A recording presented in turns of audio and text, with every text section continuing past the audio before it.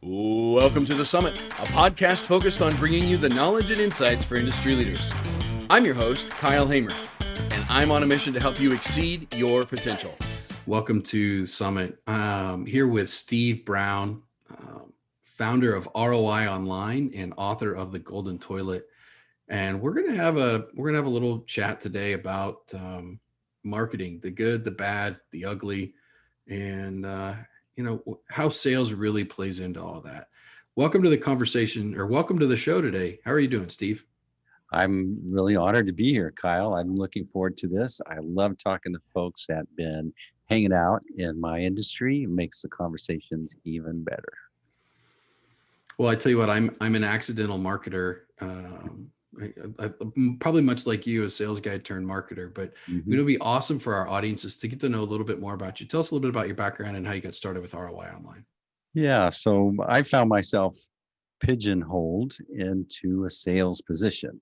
I was good at it, but and a good salesperson is hard to find. And I know every company I worked for, I'd help them grow their market share and excelled.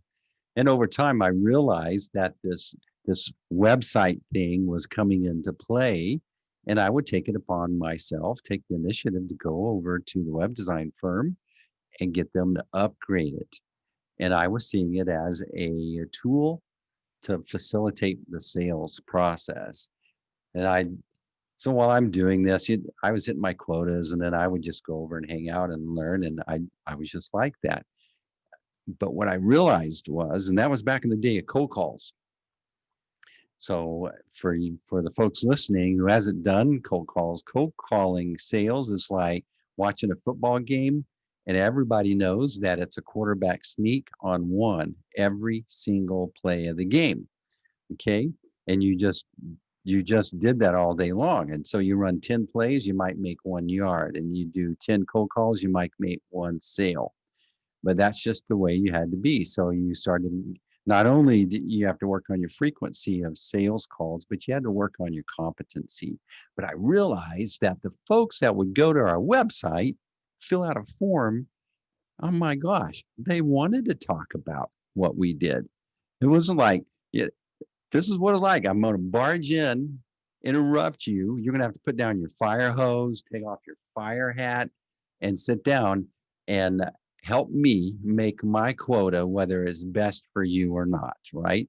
That's what it was like. But if someone goes to your website and fills out a form, they actually want you to contact them, and they're interested in learning more about what you do. It's a miracle, okay? So I update the website. Long story short, I ended up working at a web design firm as a salesperson. And guess who was coming in the door? A whole bunch of me's, a whole bunch of people wanting their website to do something for them. They didn't have the words, but they had the expectations. And in that time that I spent at that web design firm, I saw that what I needed to do from what my perspective was. And so that's where ROI Online, the internet marketing agency, was born. Fast forward, what, a couple years, several years? I mean, it's been a while, and you decided, hey, I'm going to write a book, and the book's called The Golden Toilet. Stop flushing your marketing budget into the website and build a system that grows your business. So it sounds to me like maybe even your perspective evolved after just, hey, I need something that's a better mousetrap, or giving people words for what they want the website to do. Where'd this book come from? Yeah. So you're right. In the beginning, the main thing that I wanted to address was education. I wanted my clients to meet on a regular basis with us, on a weekly basis. So at least they wouldn't be in the dark like I found my clients were at the previous place, or how I was. Trying to find a web designer and get some answers is like, before you go in that office, they need to tie a rope around your ankle, because you're going in this sacred place where they don't even want, you're a human. I'm supposed to talk to you, talk down to you. So I was addressing that immediately, as like, we had people that actually like to talk to business owners and really work on it. But we were still in that trap of we're wanting We were addressing the problem, but we weren't addressing the real problem. That's where the book comes from, but we were addressing the problem. They had to come in and go, I think I need a new website. Oh, we're good at doing a new website, and we're not going to keep you in the dark. We're going to actually teach you what we're doing a little bit. And that's like radical. But then as the years go on and you get clients that have been with you 3-4 years, and then they come in one day and they go, Steve, I just don't think this is working. And I'm going, what are you, crazy? We were just sitting in-house bragging about your account, looking at all the data on the back end. Look at all these forms they're filling out. Look how many phone calls they're getting. And that's all that came from that blog post and that social media post and that unique phone number. What is this guy what's he not seeing that we're seeing? But these are smart business people. And they've been running great businesses, and they're not stupid, they're not crazy. And I'm going, what's missing?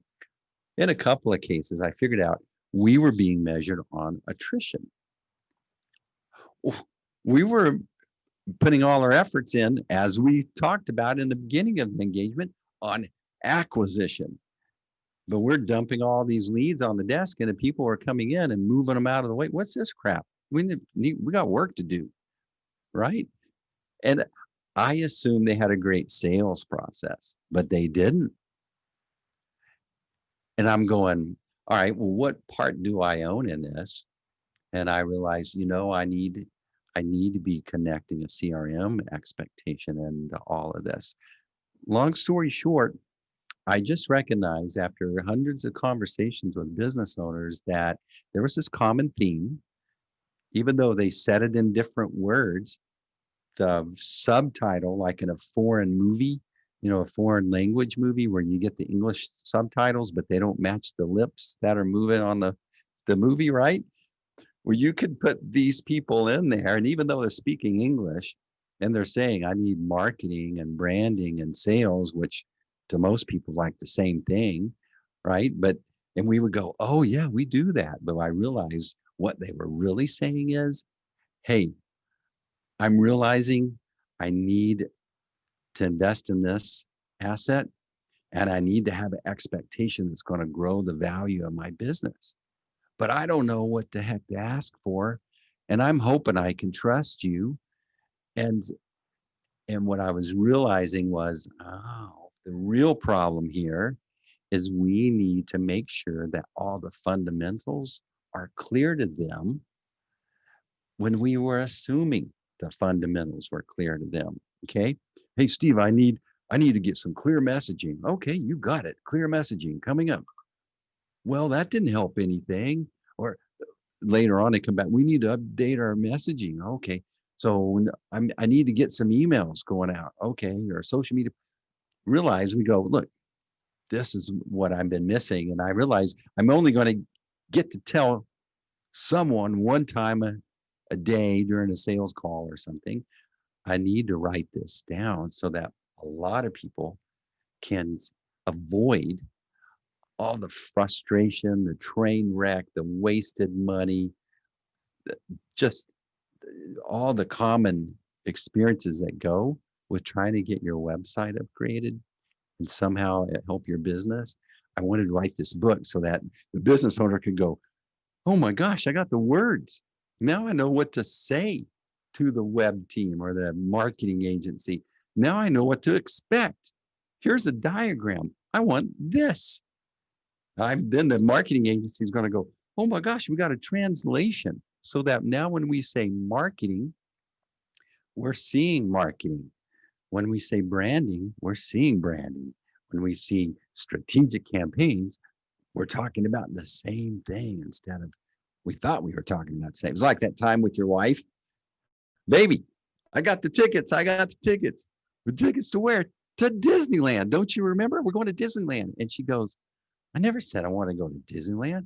So are you crazy? We were just sitting there 3 weeks ago and you said you want to go to Disneyland. I thought it's going to be a big surprise. You'd be proud of me and happy. And she goes, no, I said Disney World. You remember how you felt?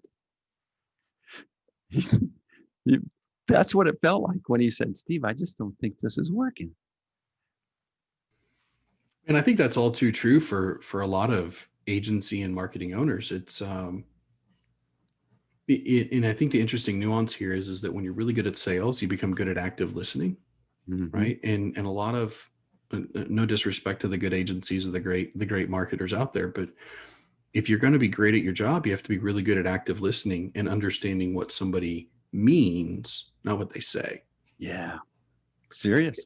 And I think it's interesting because you use a sales technique early on in your book, and you talk about somebody comes to you and says, hey Steve, I need a new website, and you start immediately with a takeaway close. Like, I find it interesting that you're like, maybe you don't. And I think for a lot of people, that's probably a pretty abrupt disruption. For our listeners, why do you take that perspective? Well, here's what we're up against. We're up against weaponized persuasion that's been going on over the years. Why do they show up using the best words they have and say this? I think I need a new website. I got to show up in the top of a search, and we need to be posting pictures of my dog on social media. Okay, why are they saying that? It's because they get called every day by somebody that doesn't know anything about their business, wanting to make that quota and promising them, I can get you on the top of a search. And well, after about 40 of those, you hang up and you go, well, I guess getting on top of search is important. I've been told 40 times, right? Okay. So when people come in and they go, Steve, I need a new website. Well, that's what you're up against. You need to reframe that person's perspective.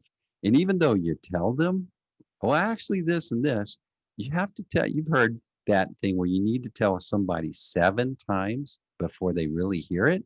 Okay. Remember that last time your kid came in and was asking this and you, dude, I told you like 3 times already. Well, here's the problem. You need to tell them 4 more times before it sinks in.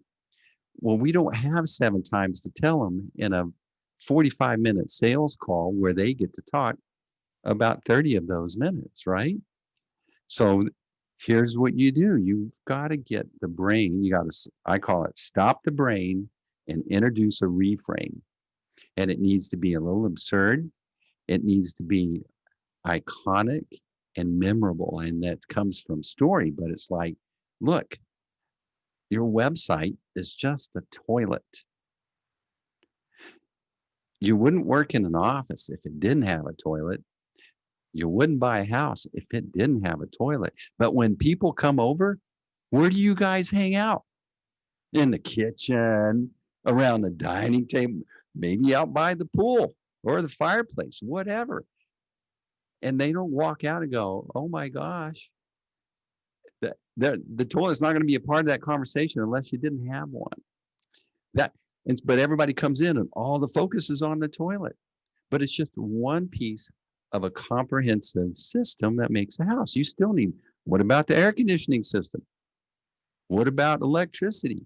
What about AC? I already said that, but what about the other things, right? The lighting.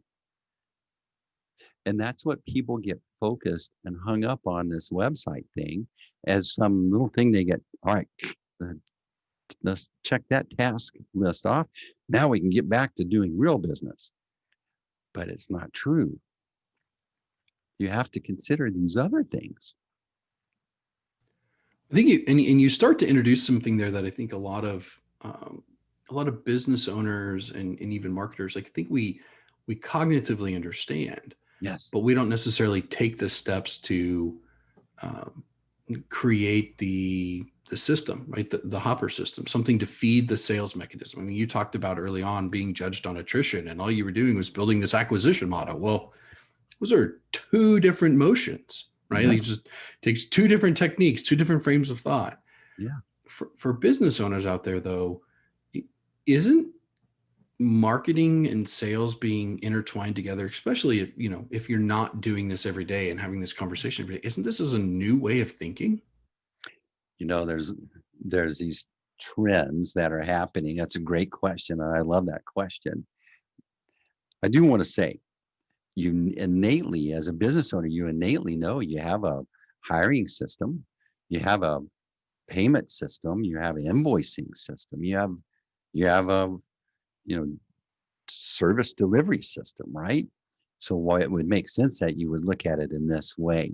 But here's all these conversations start at the marketing doorstep, when I would truly love if they started at the sales doorstep. But the reason that people start at the marketing doorstep, because it's less intimidating than the sales conversation. Okay. But the people that we really gel with, think of it this way: the business is like the life cycle of, of anything. It has a life cycle. You have a beginning stage, startup stage. You just, hey, I think I got this idea. And then someone actually bought your product. And then someone wants to work for you. And then, so you get some good employees, you get good products, you get good systems and stuff. And finally you get to this point, I think we got some legs here. I think we're going to go make this a go. And finally you look up, you're covered with mud and sweat, and you had your head down, really just doing what you should be doing. And you realize, if we're going to scale, I have to get my act together online, because we can't just go off of referrals now, where we're expecting more. People need to discover us and understand us and research us before they come in. And so that's when I alluded to, it's a part of a sales function, a sales facilitation tool, not just marketing. And so they come in and go, I need to do this. And they're thinking marketing, but sales is kind of the same thing. But the data that your can collect off of interactions online is mushing these two things together. It used to be marketing was this cute little redheaded kid that was fun to be around, but that's the first kid that's dismissed from the dinner table when the conversation gets serious, right? And then sales is always like, oh my gosh, we got to do sales. And if you're not sales oriented, it's like, okay, we need a salesperson. Well, who are we going to hire? I don't know. Somebody, just a people person. And then you just throw a salesperson at until hopefully one of them sticks. But that's expensive and costly. And if you're not thinking of it together, it's like, all right, I'm going to build a sales system that needs to honor the online experience, but needs to be supported by the marketing experience, so that these can work together for success, instead of separate and antagonistic. And the sales guy's a jerk, he won't use my materials, and the marketing person's stupid, they don't even know how to design a brochure.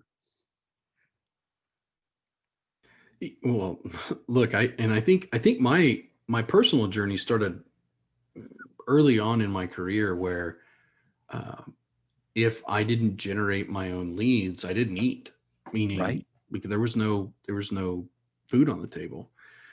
But as you move forward, to today, I don't think there's a salesperson alive that I'm aware of who's like, man, I don't expect marketing or expect this to bring somebody of interest. Like I'm looking for higher quality conversations. I'm looking for people to transition into. And yet I can't tell you how many times that sales bungles it because they didn't really understand where that person was at or what was going on, or they weren't really good at active listening. When you look at the evolution of technology, and you talked about the data, how is data and marketing transforming us from where we were 10 years ago when it was leads and advertising? yeah. Tell me So what's different. I love that setup there, because this is like crazy. My agency started its 9th year. Okay. I have never gone out and did a cold call. I've never sat and called someone, hey, you need a new website? Never. All my businesses come to me. My appointments come online, fill out a form. They click schedule a call. They look at my calendar. They pick the time. Then the little robots in the background, they send a nice little email and put it on their calendar along with the Zoom link, and then a confirmation the day before. And here I come in after, you want to know what my morning routine is? I get up, drink a coffee, take a shower, and mosey into work. I don't do the ice baths and this. I get up at 4 and then I do push-ups and meditation. But what I do come in and I look at my email that says, Steve, you've been scheduled by Kyle at 4 o'clock on Wednesday. Who's Kyle? I'll click on that. And then my tool opens up and says, well, Kyle works at this company and he's been on your website about 20 times. The first time he came on was on this date. He's been hanging around on this service page. And so the form he filled out on the thing, he wants to talk about this. Well, I'm walking in to a very warm to hot call. And so what am I getting to do? I'm getting to have a great conversation and I'm being able to discern whether we're going to be a good fit or not. So what's happening is I've been doing the marketing. So how did that person even get on there and schedule? Let's think about that. Well, first of all, they were home researching one day and thought, I need to figure out a solution for this challenge. So maybe they were on LinkedIn. Maybe they were on YouTube. Maybe they were on Facebook. I hate Facebook. Maybe they were on Instagram. Maybe they were on Twitter. Who knows? Who knows? And they stumble across some piece of information that you've created that they appreciated. When they clicked on it to get to the rest of the story, like Paul Harvey would say, it took them over to my website and sat them down and asked them, would you like a little popcorn and a soda while you're taking your time? You're safe here. No one's going to come up and try to sell you. And they hang on your website a little bit and they go, all right, I think I know enough here. I'm going to actually expose myself and give them my name and talk to them. Think how far along they are in the sales process to do that. That's crazy. And it's realistic. And it happens every day in progressive, forward-thinking businesses. And it's not that hard. And think about the competitive advantage. You're competing against other people just like you that have a problem trying to figure this out as well. But if I can just give you the courage, let's just lean into this a little bit, they're going to think about it and go, maybe later, over and over and over, like you've been doing. But you're going to be way down the road with your act together online. The sales and marketing system that I first got indoctrinated with was a tool by a gentleman, I think he's in Grapevine, Texas, Rich Harshaw, Monopolize Your Market.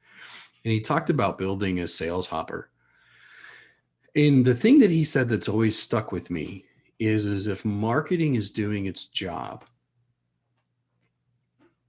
your salespeople are only order takers. Mm-hmm. And this was, 15 years ago when I was first introduced to this, and it was a foreign concept. It's like, how could you ever turn, the garage door service into McDonald's, where it's like, I show up and I know exactly what I want. If I go to McDonald's, I know I'm going to have, whatever it is that I want off the menu. Like there's no convincing that has to be done by that particular person on the other end. As a matter of fact, it's just, I show up, I order, they tell me my price and I drive through and I get my food and I move on. Right. And so many B2B or even B2C businesses have struggled. There's like, well, I need to do a billboard, or I need to do this type of print advertising, or I need to do this, or I need to do that. And those are all marketing functions, but they don't drive anybody closer to a sales conversation or to a decision where I show up and I know what I want. You have you in your book, The Golden Toilet, you talk about these four cogs. Mm-hmm. of your system and what business owners and people who are really thinking about how to create this environment they need to go through. Talk to us a little bit about what those four are, and then we'll discuss a little bit about how you identify what you are doing right or you aren't doing right. So the number one challenge that business leaders, parents, coaches, teachers, salespeople, order takers, the first challenge they have to get past is how to communicate clearly, to be able to take what's in their head and say it in a way that everybody sees the same thing that's in your head. That's so hard. It's really hard. And so when you think about the power of clear messaging, that's your number one biggest lever that you can lean on that lever and get a big competitive advantage. Number one. Well, hold on. And before you go into number two, though, let's talk about that for just a minute, because like you said early on, I said tomato, you said tomato. We thought we were both talking about a little red thing, but really I mispronounced it. I was talking about potato. So what does clear messaging mean? Like what does that actually mean, and what does it actually look clear like? messaging. So when you think about when someone looks at your brochure, gets an email from you, looks at your web page, sees a social media post, in just a split second, this is what's going on. You have a brain, and in that brain, there's a brain stem. It's the old brain, it's called. It's the brain we share with dogs and lobsters. You know how you can communicate with a dog and not even speak language, right? Okay. Well, that part of the brain doesn't process language. It doesn't read. Okay. Yet, I call it the bodyguard. That bodyguard has to sign off on every decision that's made. And so when someone picks up a brochure, this is what's going on. The bodyguard's looking, number one, it's a safety first imperative. That's what your brain, our brains kept us alive with dinosaurs and saber tooths, and we didn't know how to read. We didn't know how to talk. We just knew how to like put mud on our hand and put it on the cave wall, right? And yet we're running amok naked, basically. We don't have claws, and yet we're surviving. We're flourishing. It's because of that bodyguard. And the bodyguard's all his job was like, hey, you're not safe here. You need to get out of here now, or you're safe. You can give a little more of your time and energy and expose yourself a little longer. But if I notice anything wrong, we're out of here. Okay. So you see it happen all the time. The limos pull up, these big meatheads get out, they look around, they discern the situation, they give the signal, and out comes the VIP. But just one threat pops up, they rush them out of there. So that's what's going on when they look at your messaging. In just a split second, they need to go, oh, I'm understood, and I want to know a little bit more. That means I'm safe. They get you. That's the power of clear messaging. And so there's a great book called Building a StoryBrand by Donald Miller. And it's a 7-part framework that our brains crave, want to be communicated in a story format. That's why we sit down and watch a movie. Basically, you push the button and I'm daydreaming. That's all you're doing. You stop thinking and you're experiencing, and you're being moved around by emotions. That's why we pick 3 countries, languages we don't speak. And then let's get some little kids that can't speak yet and turn on a silent movie. We'll just giggle at the same time. We'll be scared at the same time. That's that old brain just loving that story. So that building a story brand is a way to start creating messaging that honors the rules of story. The difference between music and noise is music follows rules. The difference between clear messaging and just blah, blah, the difference between aha and blah, blah is rules. Aha messaging follows rules.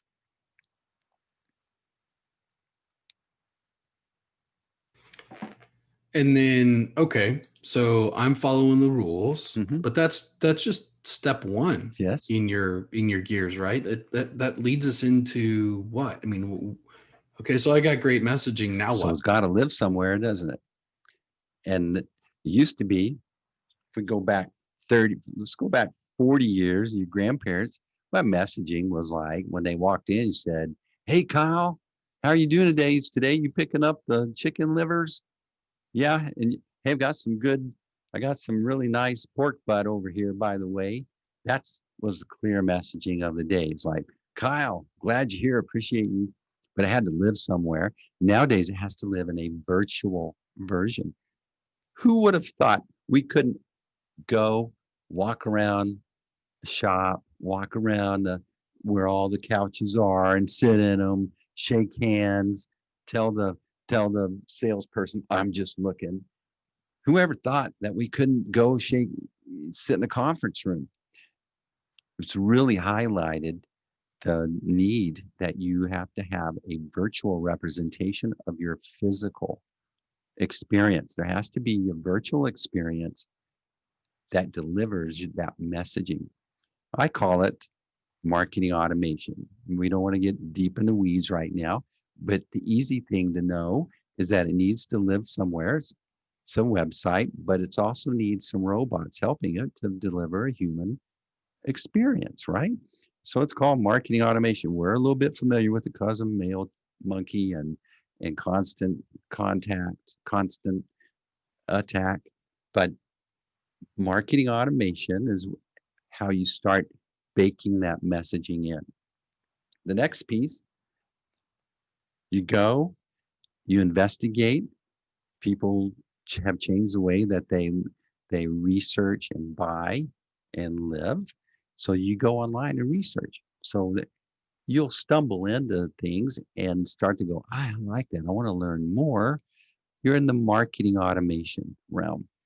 But that time that you go, click, I want to talk to somebody because I have a few more questions about how this is going to look in my situation. Now we've crossed over into the sales side, but that experience needs to be baked into the sales. You remember that time you got all jacked up? You went over to the showroom, you're going to buy that lawnmower or whatever it was, and the guy comes out and he's a jerk. You remember how upset you got? I mean, you left, you were hot, even so upset, you wrote a review. You wrote a bad review. Why? Why did you have that reaction? Because the bodyguard in your brain said, they tricked us. They made me think it was going to be like this. They made me expect it was going to be like that. And then I walk in and that sales guy's a jerk. It wasn't safe. That's why that messaging, that experience on the sales side's got to be congruent with the marketing side. So clear messaging, marketing automation, sales automation. These are the things that are floating below the tip of the iceberg. And we see the next part now. Now it's time to start doing social media posts. Now it's time to start running some ads. Okay. But we all come in. That's what they say. I think I need a website, need to do some social media stuff and show up on a search. But they're missing all this back end. That's very important. You can run ads all day, but you're wasting your money if they go to your website. When I learned this, Kyle. So I found myself divorced the second time. And I was going to have to get online and build out a dating profile on some dating site, right? So what do? You go in, okay, set up account, then you answer all these questions. Or, what's your weight? What's your height? Where do you live? What do you like? What do what, ask you all these things. You know what those are? Those are keywords. And they're hashtags so that you show up in some search parameter that the person on the other side's putting in. You want to be included in that short list, right? Okay. So I do that. And then you're supposed to put some pictures and then write a little bit of bio about yourself. Well, I'm a guy. Okay. And so I look at my pictures and hey, this is a picture of me in some zip-off fishing pants here. I really like those pants. My buddies they got some like that, right? So I'm putting in pictures. I don't write. I like walking on the beach and pina coladas in the rain, and I didn't do any of that. So a couple of weeks go by and my phone's not blowing up. I wonder why, right? So my ex texted me, and this is what her text says. Steve, you need to change the pictures on your profile. That's how bad it was. My ex tells me that and sends me the pictures. Okay. And you need to write a little bit in your bio there. And that's when it hit me. You can show up in searches all day long, but people are going to swipe left if it doesn't appeal to them. So I put a nice profile if I wanted to find some hunting buddies or some fishing buddies or whatever. Okay.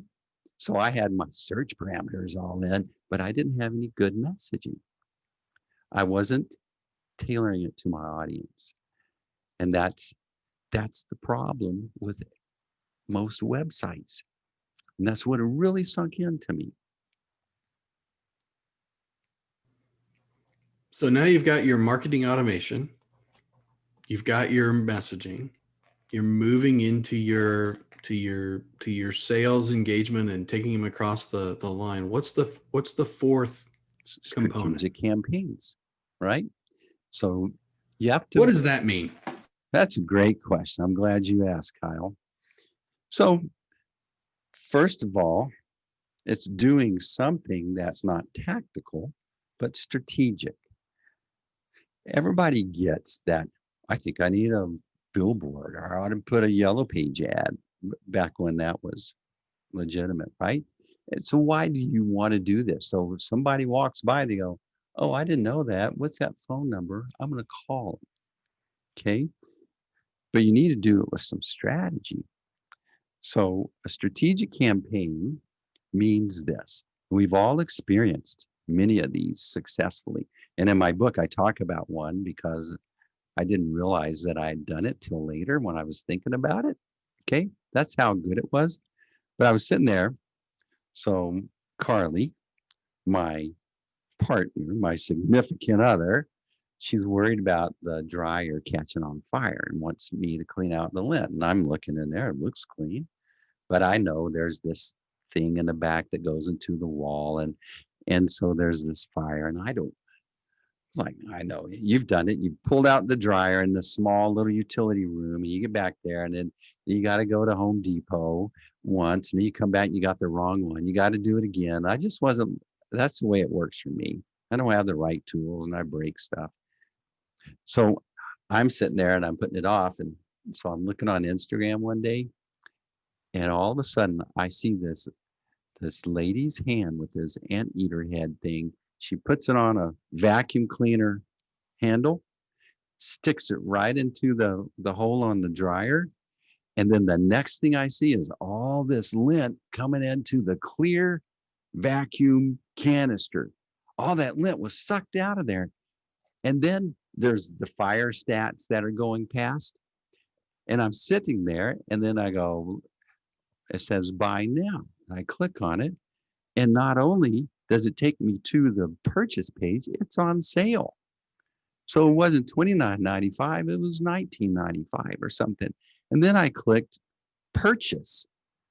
And then my little phone puts in my credit card information. And then I clicked buy. And then I went on about looking at Instagram. I didn't go online and search. I didn't go, I wonder if there's an anteater head looking thing out there that fits on. I didn't even know it existed. Okay. So what that was a beautiful strategic campaign. It goes by and clearly in a second gave me super clear idea what it did and how easy it was. And more importantly, I didn't have to do it. That was a woman putting that thing on the head of the vacuum cleaners thing, right? It was like, this is 2 wins immediately. Then I click buy. Now I'm off Instagram and I'm on their website. And what did I find? A bunch of dancing raisins telling me about their environmentally friendly plastic and how many whales they've saved. No, it went right to the shopping cart, right what I expected. And there's the price. Guess what I was wondering? I wonder how much it is. Not only did I know how much it is, it's on sale. And then I'm wondering, well, how do I get this thing? Oh, there's a nice little button. And then it captured my credit card information, clicked purchase. It took me less than a minute. less than a minute from not knowing anything about it to understanding what I expected to see, walk me along, didn't ask me, are you sure? You sure you want to buy this? Don't you want to know that how many people we've employed in the past year? Maybe later, but I'm busy. I'm on Instagram. That's that's a beautiful strategic campaign. They think about all the thinking behind that. Well, what should we do? Well, we need to show them in a split second what we do. Well, let's get someone who's the target market here. A woman concerned about dryer lint catching on fire, not a guy. So they have that person showing you they can do it so easy. And then how to buy. That was a beautiful, well thought out, AAA plus strategic campaign.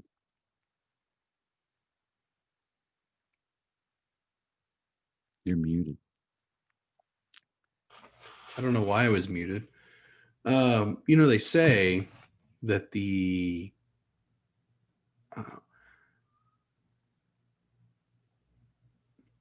what I love about that story is how common sense it feels. Like you say the story, right? And we're talking about strategic campaigns, and yet most business owners or marketing folks, they kind of go, well, yeah, that's what you should do. That makes sense. And yet it's so difficult to get experiences like that. I mean, think about all of the experiences you have where it doesn't end up being like that, or it's a complete interruption and you get lost in this wonderland of somebody else's uh, ego, right? Mm-hmm. It's their own self-fulfilling prophecy. They say that the simplest things in life actually take the most thought and the most work. When you're looking at strategic campaigns for businesses, is there really a spot where those don't apply, or does it apply to everybody? You told me a story about the funnel, the hopper, the hopper guy named Mark, right? So how did you know about him? Because he wrote a book or he was posting content somewhere. There's a strategy behind that. And you really valued it and you loved it. And you bought the book or you implemented the system. Maybe that's how you got into this business. Okay. So there's not one place that this is not applicable. And I would say you've witnessed this before the internet. If you've been around that long, you've witnessed a version of this. All my book is just wanting you to recognize universal principles that will always be applicable and always in play now and in the future when technology changes. But the brain, the experience, the way we invest, think about it. We used to just, hey, we need something to eat tonight around the campfire back in 1,000 years ago. Okay, well, I'm going to run out and get a rabbit. Well, I may have said that. Okay, so where do you go? I don't know. I'm just going to start heading that way and see if I can find a rabbit trail. But along the way, you see a lizard. Well, we're eating lizard tonight. You're out discovering. Okay, you might run into an elephant, but who knows? But you start off somewhere. That's the way people live, buy, and shop the same way. And if your stuff's not out there, then they're not going to get your stuff. It's interesting that you say that, because I was just reading a book, The Future is Faster Than You Think. And one of the things that they were talking about is the reason that Sears and Roebuck became such an important staple in the American commerce and the American experience. Which, by the way, at a certain point, Sears and Roebuck had 10% of every dollar spent in America went through Sears and Roebuck. Like, think about that. Like, Wow. that in and of itself is just insane. But the reason that Sears and Roebuck became a thing was, hey, we've got 300 unique locations during the explosion of the railroad, and everybody had their own unique time. There was no consensus of time. There was no standardization. So the trains were never running on time or off time. Because if, I left Amarillo and headed to Denver, well, I left Amarillo at 3:05 and I arrived at Denver at 7:05. But they're like, well, you were supposed to arrive at 5:05. But, nobody had figured that out. And Sears and Roebuck did exactly what you're talking about. They took I think the original company was founded on watches. They took a case of 5,000 watches or something like that and sold them via catalog. And when they sold them, it started to correct the time and the inconsistency. And so when you look at, application today, the marketing mechanism in, like, if you think about your four little gears, Sears and Roebuck clear messaging. We got a problem with time. We can fix your time with a watch. How do I get there? Well, the marketing automation of the time was a catalog mailed to you. Yes. I decided that I wanted to buy a catalog. It went into the sales component. I had to fill out my order. And then ultimately it was done strategically, because initially they only started with train station conductors and owners of trains, right? Like, it's everything in your system has been around much longer than we think, but it's having the imagination and creativity to understand it and then apply it. That really, I think, is what separates the companies that will continue on versus the companies that get acquired and moved out. Agreed. And that's the whole intent of my book, is for you to recognize this. It's not crazy new. You do it already. I just want you to don't see website, see a system.